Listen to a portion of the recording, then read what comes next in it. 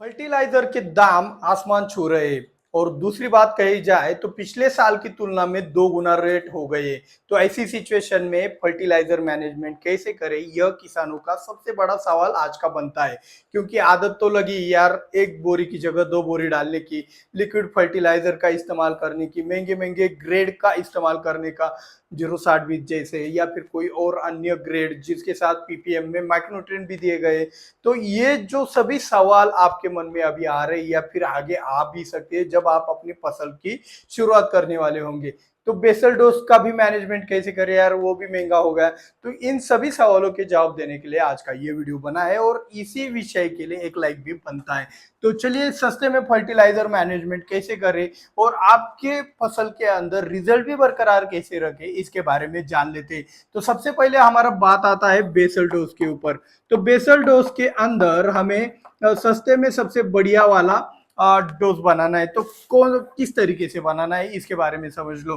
तो सबसे पहले आपको आपके बेसल डोज के अंदर क्या लेना पड़ता है, नाइट्रोजन, फास्फोरस और पोटेश लेते हो आप जनरली। साथ ही साथ अगर आप ले सके तो आपका कोई माइक्रोन्यूट्रिएंट रहता है इसके साथ, ठीक है। इसी के साथ साथ कोई आपको अगर निमेटोड की आपके फसल के अंदर दिक्कत होगी तो आप इंसेक्टिसाइड लेते हो इसके साथ, जीआर वाला, ग्रैनुलर फॉर्म वाला कोई भी आप इंसेक्टिसाइड लेते हो। और इसी के साथ साथ आपके बेसल डोज में एक पुश देने के लिए रहता है आपका टॉनिक। तो टॉनिक के रूप में सागरिका हो गया, इस तरीके से सीवीड का भी इस्तेमाल आप करते हो। और साथ ही साथ आपके इस बेसल डोज के अंदर रफनेस पना लाने के लिए आप सिलिकॉन का भी इस्तेमाल करते होंगे, ठीक है। ये नहीं भी होगा तो चल जाएगा, कोई टेंशन वाली बात नहीं। तो अभी इन सब के अंदर आपके मन में आता है यार मैं 12 32 16 ले लेता हूँ। माइक्रोन्यूट्रिएंट के अंदर हम जो 2100 2200 रुपए का माइक्रोन्यूट्रिएंट मिक्सचर वाला डोस आता है वो लेता हूँ, कीमतें भी बढ़ गई होंगी। जीआर इसके साथ तो कोई कॉम्प्रोमाइज नहीं कर सकते, टॉनिक के साथ तो मैं तो बिल्कुल नहीं करने वाला। और सिलिकॉन मिलता ही नहीं है, या फिर मिलेगा तो हम डाल भी देंगे। तो इसके अंदर बजट मैनेजमेंट कैसे करना है, तो यहाँ पे देखो कि अगर आप बारिश के मौसम में अगर बेसल डोज में अपने फसल के लिए बना रहे हो, तो अगर यह जो नाइट्रोजन है आपको, नाइट्रोजन यानी कि 12 32 16 के अंदर 12 आ गया, या फिर आपका 18 46 के अंदर 18 आ गया, तो ये आपका नाइट्रोजन है। तो आपको एक सिंगल सिंगल एक सोच विचार करना है कि नाइट्रोजन कितना देना है, फास्फोरस कितना देना है, पोटेश कितना देना है। वो कैसे करना है समझ लो। अगर आप ऐसी फसल लगाने वाले हो जो कि छाती के ऊपर बढ़ती ही नहीं है, मतलब जिसकी हाइट कम से कम 5 फीट के अंदर ही है, 4 साढ़े 4 फीट के अंदर ही रहती है, तो ऐसी फसलों के अंदर आपको ज्यादा नाइट्रोजन बेसल डोज के अंदर नहीं भी होता है, तो उल्टा फायदा होता है। क्योंकि ऐसी फसलों के अंदर नाइट्रोजन जितना कम हो शुरुआती अवस्था में उतना ही अच्छा रहता है। लेकिन इसके विपरीत जो बेल वर्गीय फसल होती है, जो ज्यादा हाइट, मतलब बेल वर्गीय आपके देखो आपकी छाती के ऊपर आराम से बढ़ जाती है, या फिर कोई अन्य मक्का हो गया तो वो भी आसानी से बढ़ जाती है, तो उसके अंदर नाइट्रोजन की उल्टा जरूरत होती है। तो यहाँ पे आपको ध्यान में रखना है, 5 फीट के अंदर नाइट्रोजन की जरूरत नहीं और 5 फीट के ऊपर नाइट्रोजन की जरूरत है। तो यहाँ पे नाइट्रोजन का जो सबसे चीपेस्ट सोर्स है, यानी कि सबसे सस्ता वाला सोर्स है, वो है यूरिया। आप यूरिया का इस्तेमाल ले कर सकते हो, या फिर अमोनियम सल्फेट का भी आप इस्तेमाल कर सकते हो। इन दोनों में से किसी एक का इस्तेमाल करके आपको इसका क्वांटिटी डिसाइड करना है कि अभी देखो मेरे जमीन के अंदर मैं क्या करने वाला हूँ, 1 बोरी यूरिया की डालने वाला हूँ। नहीं नहीं, मुझे लगता है मेरी जमीन में नाइट्रोजन ज्यादा है, तो यार अमोनियम सल्फेट ही ले लेता हूँ, थोड़ा कैल्करस सॉइल भी है तो यूरिया काम नहीं करता। तो यहाँ पे अमोनियम सल्फेट हम 30 40 किलो तक ले लेते हैं। ऐसा आपको आपके डोज के अंदर डोज भी, सॉरी, आपके बेसल डोज के अंदर डोज भी कम ज्यादा करने हैं। तो इसके साथ साथ हम आते हैं फॉस्फोरस के ऊपर। फॉस्फोरस का सबसे बेटर सोर्स कौन सा है, तो ये सिंगल सुपर फॉस्फेट है। तो यार करो इस्तेमाल, ये सबसे बढ़िया वाली एक फर्टिलाइजर की ग्रेड है, जो कि लंबे समय तक, यहाँ तक कि 4 4 महीने तक इसका रिजल्ट रहता है। आपने अगर ट्राई किया होगा तो यार आपको बताने की जरूरत नहीं, ये प्रैक्टिकल नॉलेज है, ये कोई अपना पाठ्य पुस्तक वाला नॉलेज नहीं है। तो सिंगल सुपर फॉस्फेट आपके बेसल डोज में इंक्लूड कर दो, वो अच्छा रहेगा। यूरिया के साथ सिंगल सुपर फॉस्फेट भी ले सकते हो, अमोनियम सल्फेट के साथ मत लेना। तो यूरिया हो गया हमारा, सिंगल सुपर फॉस्फेट हो गया, बजट भी कम लगता है, टेंशन नहीं। इसके साथ साथ अभी आता है पोटाश। कुछ लोग से अपने सल्फेट ऑफ पोटेश को ज्यादा मानते हैं, एसओपी चाहिए बॉस और अच्छी फसल होगी। तो यार मेरे को एक बात बताओ, सल्फेट ऑफ पोटेश हो गया आपका, ठीक है, और एक तरफ आपका ये म्यूरेट ऑफ पोटेश हो गया है, ठीक है। तो म्यूरेट ऑफ पोटेश में कितना पोटेश आता है? 60% आता है, ठीक है। और एसओपी के अंदर आता है 50%, ठीक है। तो ये कितने का आता है और ये कितने का आता है, ये समझ लो, दोनों 50-50 किलो की बोरियां है। तो ये लगभग 1 किलो का कॉस्टिंग निकाले आप 50 किलो के बोरी का। तो 1 किलो का कॉस्टिंग इसका लगभग 70-80 रुपए आएगा, और इसका आएगा 20 रुपए, मैक्स टू मैक्स कह दिया मैंने। तो कौन सा वाला बेटर है? ये वाला। इसमें कहा जाता है कि यार क्लोराइड का प्रॉब्लम आता है, ये आता है, वो आता है। तो अगर आपके जमीन में आप कैपेबल हो एमओपी का इस्तेमाल करने के लिए, तो आपके बेसल डोज के अंदर एमओपी भी आप इंक्लूड कर सकते हो। तो एमओपी आपने यहाँ पे पैसा बचा लिया। और कुछ लोग कहेंगे कि यार मेरा जमीन तो खराब है यार, मेरे लिए तो कुछ बोल दे, ऐसा क्या कर रहा है। तो यहाँ पे आप पोटेशियम सोनेट का भी इस्तेमाल कर सकते हो, पोटेश को बढ़ावा देने के लिए। और हाँ, अगर आपका जमीन कैलकरस है या फिर आपके जमीन के अंदर लीचिंग अच्छा नहीं होता है, ऐसा जमीन होता है, तो उस जमीन में नेचुरली पोटेश इतना हाई होता है कि उसको अलग से पोटेश देने की भी जरूरत नहीं होती। ये बात आपको हमेशा के लिए ध्यान में रखनी है। तो दूसरी बात आती है माइक्रोन्यूट्रिएंट्स की। अगर आप देखो आपके फसल के अंदर क्या महत्वपूर्ण है, सबसे ज्यादा तो आपके फसल के अंदर अगर फ्लावरिंग महत्वपूर्ण होंगी, यानी कि फल फूल ज्यादा महत्वपूर्ण होंगी, जैसे कि मिर्च की फसल हो गई, टमाटर की हो गई, तो ऐसे सिचुएशन में आपको बोरॉन डालना है, ये बोरॉन का चुनाव करना है। ये ध्यान में रखना, अपने बेसल डोज के अंदर आप बोरिक पाउडर का भी इस्तेमाल यहाँ पे कर सकते हो। तो बोरिक पाउडर के इस्तेमाल के अलावा आप क्या क्या इस्तेमाल कर सकते हो माइक्रोन्यूट्रिएंट में? तो यहाँ पे आपको एक ध्यान में रखना है कि ठीक है, बोरिक पाउडर मेरे फसल में मेरे को फ्लावरिंग का टेंशन नहीं आएगा आगे जाकर, मेरे को क्वालिटी का दिक्कत आता है बॉस, तो क्वालिटी के लिए मैं क्या करूं? तो आपको क्या करना है, फेरस का इस्तेमाल करना है क्वालिटी के लिए। और कुछ किसानों की जमीनें ऐसी होती है जहां पे फ्लावरिंग का भी दिक्कत नहीं होता है और क्वालिटी का भी दिक्कत नहीं होता है, फल बिना खाद के भी बड़ा बड़ा बन जाता है, लेकिन वहां पे दिक्कत आता है वेट का। तो वो जहां पे वेट का दिक्कत आता है वहां पे आपको इस्तेमाल करना है मैग्नीशियम। तो इस तरीके से इन तीनों में से किसी एक माइक्रोन्यूट्रिएंट का आपको चुनाव कर लेना है, जिससे क्या होगा, आपका ये बेसल डोज बहुत ही सस्ते में बन जाएगा। बोरान किसी के साथ रिएक्शन नहीं करेगा, कोई टेंशन नहीं।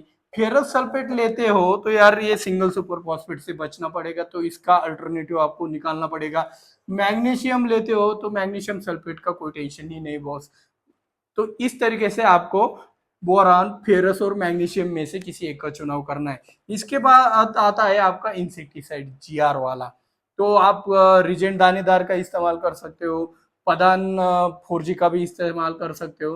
तो इस तरीके से कार्टम हाइड्रोक्लोराइड हो गया या फिर आपका कार्बोसल्फान हो गया, तो इस तरीके से कोई भी आप ग्रैनुलर फॉर्म वाला इंसेक्टिसाइड आपको इस्तेमाल ही करना है, उसमें तो पैसा नहीं बचाया जा सकता।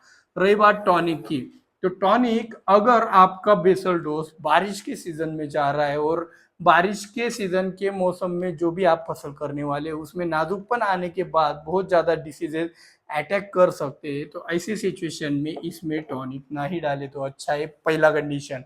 दूसरा कंडीशन ये है कि अगर आपकी फसल छाती के ऊपर बढ़ने ही नहीं वाली है, 4 फीट के ऊपर, 5 फीट के ऊपर बढ़ने ही नहीं वाली है, तो ऐसी सिचुएशन में आप टॉनिक का इस्तेमाल नहीं करें तो अच्छा है, क्योंकि उससे क्या होगा, इंटरनोड लंबा लंबा हो जाएगा। कोई भी फसल ले लो छाती के नीचे, लंबा इंटरनोड से उसको हानि पहुंचने वाली है।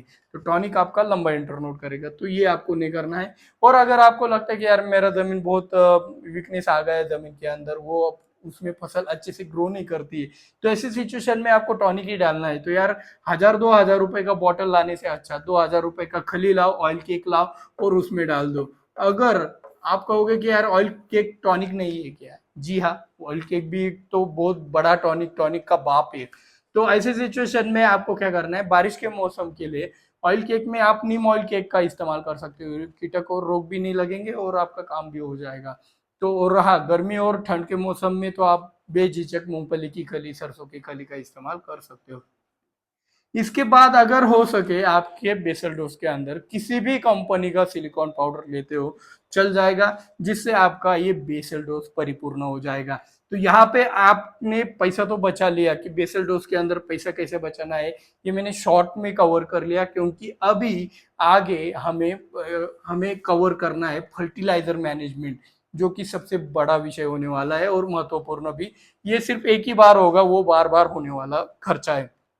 तो उसमें भी पैसे कैसे बचा सकते हैं, तो चलिए यहाँ पे सुन लेते हैं। तो किसान भाइयों, ये तो हो गया आपका बेसल डोज का। अभी फर्टिलाइजर मैनेजमेंट के अंदर जो भी आप खाद लिक्विड फर्टिलाइजर ड्रिप में से देते हो या फिर ब्रॉडकास्टिंग फर्टिलाइजर देते हो, तो उनमें पैसे कैसे बचाना है इसके बारे में जान लेते हैं। तो फर्टिलाइजर कहने के बाद आपके सामने दो चीजें आती है, एक ब्रॉडकास्टिंग फर्टिलाइजर आता है और एक आपका लिक्विड फर्टिलाइजर आता है, जिसे आप वाटर सोल्यूबल फर्टिलाइजर भी कहते हैं। तो इन दोनों में से सबसे सस्ता अगर कहा जाए तो मेरे हिसाब से ब्रॉडकास्टिंग है। और लिक्विड फर्टिलाइजर के दाम अगर देखने चाहे तो पिछले साल की तुलना में 2 गुना हो गए।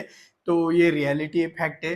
तो ऐसी सिचुएशन में लिक्विड फर्टिलाइजर से खेती करना बहुत मुश्किल होता जा रहा है। तो हम क्या करेंगे कि लिक्विड फर्टिलाइजर की तुलना में जो ब्रॉडकास्टिंग फर्टिलाइजर सस्ते हैं और ऊपर से इनमें जो प्रतिशत ज्यादा आता है, मतलब न्यूट्रिएंट की लेवल जो ज्यादा आती है, इसका हम फायदा उठाने वाले हैं। लेकिन ब्रॉडकास्टिंग फर्टिलाइजर इस्तेमाल करने का तरीका बहुत अतरंगी ऐसा है, क्योंकि ब्रॉडकास्टिंग फर्टिलाइजर आप कैसे इस्तेमाल कर सकते हैं। अगर आपकी खेती में खुले पानी का सिस्टम है तो आप ब्रॉडकास्ट कर सकते हो, फेंक के दे सकते हो, या फिर वहीं पे आपके खुले पानी में से नल लगाकर किसी टंकी में पानी के अंदर आपकी ब्रॉडकास्टिंग वाला खाद डिजोल्व करके आप उस नल के जरिए खुले पानी में से अपने फसल को पानी में से खाद दे सकते हो। और साथ ही साथ आपको एक और चीज आप कर सकते हो कि आप हाथ के ड्रेंचिंग करते हो आप अलग अलग फसलों के लिए, तो ड्रेंचिंग के सहारे भी आप ब्रॉडकास्टिंग फर्टिलाइजर का पानी गोल पिला सकते हो। और रही बात, ब्रॉडकास्टिंग फर्टिलाइजर का एक तरीके से और भी इस्तेमाल किया जाता है। क्या करते हैं कुछ लोग, ब्रॉडकास्टिंग फर्टिलाइजर को एक बड़ी टंकी में डिसॉल्व किया जाता है, उसको उसका घोल बनाया जाता है और उस घोल को ऊपर का हिस्सा, मतलब जो अच्छा अच्छा वाला पानी है, जो पीपीटी है, जो कच्चा मटेरियल है, उसको छोड़कर ऊपर का जो पानी है वो निकाल कर उसको अच्छी तरीके से 2-3 बार फिल्टर कर कर वो आपके ड्रिप से दिया जाता है। उसको आप उसको आप जो भी एक अच्छे तरीके से इस्तेमाल करते हो अपना पैसा बचाने के लिए। लेकिन आप ये जो तरीका इस्तेमाल कर रहे हो इसमें मेहनत ज्यादा और पैसा कम लगता है। और ये जो तरीका आप इस्तेमाल करते हो इसमें क्या, लिक्विड फर्टिलाइजर डाला और पानी में से चला दिया, कोई फिल्टर वगैरह करने की जरूरत नहीं। इसमें पैसा ज्यादा जाता है और मेहनत बचता है। तो यहाँ पे आपको क्या बचाना है, पैसा बचाना है या फिर मेहनत बचाना है, ये आपके हाथ में है। यहाँ पे कुछ किसान ऐसे भी हो सकते हैं कि सर जी हम ब्रॉडकास्टिंग फर्टिलाइजर का इस्तेमाल नहीं कर सकते, हमारी मजबूरी है, हमें लिक्विड फर्टिलाइजर के अंदर ही कोई ऐसी स्ट्रैटेजी बता दो जिससे हमारी जो भी एक लागत होगी फर्टिलाइजर के अंदर वो भी कम होगी और हमारा भी फायदा हो जाएगा। तो यहाँ पे आपको पहले तो हम ब्रॉडकास्टिंग फर्टिलाइजर के अंदर बता देते हैं। हम एनपीके, अभी देखो लिक्विड ग्रेड में अगर आप 1261 का इस्तेमाल कर रहे हो, आपको लगता है कि मेरे को 1261 देना है मेरे फसल के अंदर एप्लीकेशन करने, पहले इसके बारे में जानते हैं, फिर उसके अंदर बचाना कैसे है वो बताएंगे, मतलब लिक्विड फर्टिलाइजर के इस्तेमाल के साथ साथ। तो अभी आपको लग रहा है कि मेरे को 1261 मेरे फसल के अंदर देना है, तो वहां पे 1846 का आपको घोल पिला देना है अपने फसल के अंदर, वो फिल्टर वगैरह करके। थोड़ा रिस्की मामला है, आप अपने जिम्मेदारी के ऊपर कीजिएगा, क्योंकि ये पाइपलाइन भी फोड़ सकता है। अगर पता है अच्छे से तो ही करिए, वरना नहीं भी किया तो चलेगा। आप स्लरी के माध्यम से या फिर खुले पानी में नल लगाकर भी यह चीज को इस्तेमाल कर सकते हो। तो 1261 की जगह आप क्या इस्तेमाल करोगे, 1846 का इस्तेमाल करोगे। तो वहां पे 12-32-16 जो आता है आपका, उसका इस्तेमाल आपको करना है। ब्रॉडकास्टिंग फर्टिलाइजर है 12-32-16, तो इसका इस्तेमाल आपको 13-40-13 की जगह करना है। आपको लगता है कि आपके फसल के अंदर 13-40-13 देने की जरूरत है, तो उसकी जगह आपको इस ब्रॉडकास्टिंग फर्टिलाइजर का इस्तेमाल करना है। और अगर आपको लगे कि यार मेरे को 52-34 देने की जरूरत लग रही है, मेरी फसल की ग्रोथ ज्यादा हो रही है तो उसको रोकने की जरूरत है, तो यहाँ पे आपको 10-26-26 का इस्तेमाल करना है। तो इस तरीके से आप ब्रॉडकास्टिंग फर्टिलाइजर से अपनी जो भी लागत है वो कम कर सकते हो। ब्रॉडकास्टिंग फर्टिलाइजर में अभी आपका सवाल आएगा, सर ये मैं 5 किलो देने वाला था, ये मैं 5 किलो देने वाला था, तो अभी ब्रॉडकास्टिंग फर्टिलाइजर आपने बोला है तो कितना किलो देना पड़ेगा? यार ये 10-10 किलो का एप्लीकेशन भी करते हो ना आप, 18-46 हो गया, आपका 12-32-16 हो गया, 10-26-26 हो गया, तो भी इसकी तुलना में कम ही पड़ेगा, मतलब फायदा ज्यादा और दाम कम, लेकिन यार मेहनत ज्यादा लगेगा, वो एक चीज आपको कॉम्प्रोमाइज करना पड़ेगा। तो इस तरीके से आपको ब्रॉडकास्टिंग फर्टिलाइजर के अंदर पैसा बचाकर अपने फर्टिलाइजर मैनेजमेंट में इनको इंक्लूड करना है। और रही बात लिक्विड फर्टिलाइजर के अंदर पैसा कैसे बचाना है, अभी देखो आपके पास ऑप्शन नहीं है, आप ड्रिप का इस्तेमाल कर रहे हो, आप बड़े किसान हो, आपको इतना समय नहीं फिल्टर वगैरह करने का, या फिर आपको आता भी नहीं है, तो इसी में अगर स्ट्रैटेजी अगर देखा जाए तो किस तरीके से होनी चाहिए। तो देखो आप 1261 देते हो, आप 5234 या फिर जो भी लिक्विड फर्टिलाइजर देते हो, तो कितने दिन के अंतराल में देते हो? 5 दिन के अंतराल में देते हो। वो 3 किलो का डोज हो या फिर 5 किलो का हो या फिर 10 किलो का हो, वो मायने नहीं रख रहा है इस स्ट्रेटजी के अंदर। तो उदाहरण के तौर पर आप 1261 चला रहे हो, ठीक है, 5 दिन के अंतराल में चल रहे हो, तो यहाँ पे आपको क्या करना है कि 1261 के बाद तुरंत 1261 नहीं देना है, 1261 देने के बाद 10वें दिन में आपको 1261 देना है, जिससे क्या होगा, बीच का जो एप्लीकेशन है वो आपका बच जाएगा। और आप कहोगे यार बच तो जाएगा, रिजल्ट कहाँ से आएगा? तो यहाँ पे रिजल्ट बरकरार रखते हुए आपको लिक्विड फर्टिलाइजर में बचत करने के लिए आपको इस्तेमाल करना है फेरस सल्फेट। इसका इस्तेमाल डोज 10 किलो का है, लेकिन आप बार बार इस्तेमाल करने वाले होंगे तो यहाँ पे 2 किलो 3 किलो ऐसा भी डोज आप रख सकते हो 1 एकड़ के हिसाब से।